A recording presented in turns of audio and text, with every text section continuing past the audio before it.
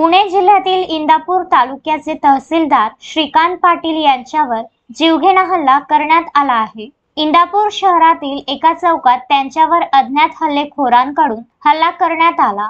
पाटील यांच्या सरकारी वाहनावर हल्लेखोरांनी लोखंडी रॉडने हल्ला केला, तसेच त्यांच्या डोळ्यात मिरची पूड टाकण्याचा प्रयत्न झाला। या प्रकरणामुळे पुणे जिल्ह्यात खळबळ उडाली आहे। काही दिवसांपूर्वी पुणे शहरात पोर्श कारने 2 जणांना चिरडल्याची घटना घडली होती। त्यानंतर इंदापुरात थेट तहसीलदारांवरच गंभीर हल्ला झाल्यामुळे कायदा व सुव्यवस्थेचा प्रश्न निर्माण झाला आहे। या प्रकरणी आता राष्ट्रवादी काँग्रेस शरदचंद्र पवार गटाचे नेते रोहित पवार यांनी एक्स अकाउंटवर एक पोस्ट टाकून खोचक टीका केली आहे। रोहित पवार यांनी या घटनेचा निषेध करत असताना गृहमंत्री देवेंद्र फडणवीस यांना लक्ष्य केले। यासाठी त्यांच्याच एका जुन्या विधानाचा दाखल रोहित पवार यांनी दिला।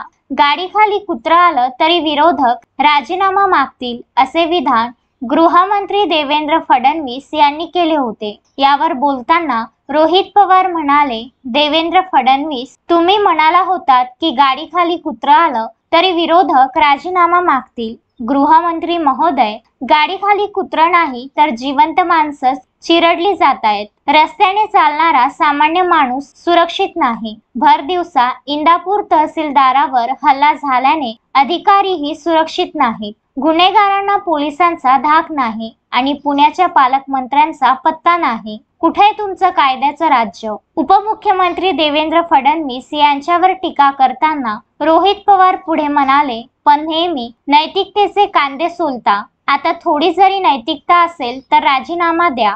Vidarbha news bureau, Pune.